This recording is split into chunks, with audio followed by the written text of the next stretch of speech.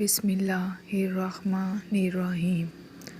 رسول اللہ صلی اللہ علیہ وآلہ وسلم نے فرمایا، جب تم اللہ سے سوال کرو تو جنت الفردوس کا کیا کرو، کیونکہ وہ جنت کا سب سے افضل اور بلند درجہ ہے، اور اس کے اوپر رحمان کا عرش ہے، اور اسی سے جنت کی نہریں نکلتی ہیں۔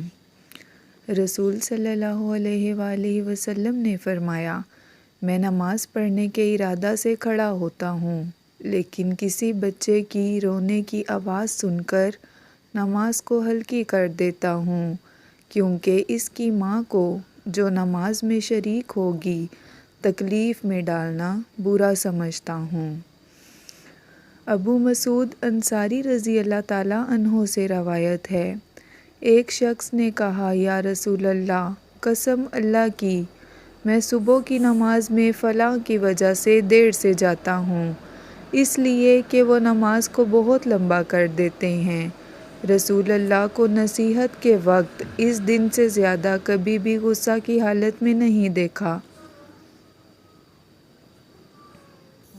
آپ صلی اللہ علیہ وآلہ وسلم نے فرمایا کہ تم میں سے کچھ لوگ یہ چاہتے ہیں عوام کو عبادت سے یا دین سے نفرت دلا دیں۔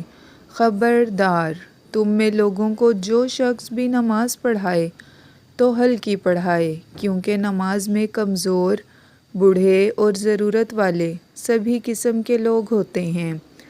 رسول اللہ صلی اللہ علیہ وآلہ وسلم نے فرمایا، خیرات کو مت روکو، ورنہ تیرا رزق بھی روک دیا جائے گا۔ اللہ پاک ہمیں ان تمام احادیث پر عمل کرنے اور صدقہ خیرات کرنے کی توفیق عطا فرمائے، آمین۔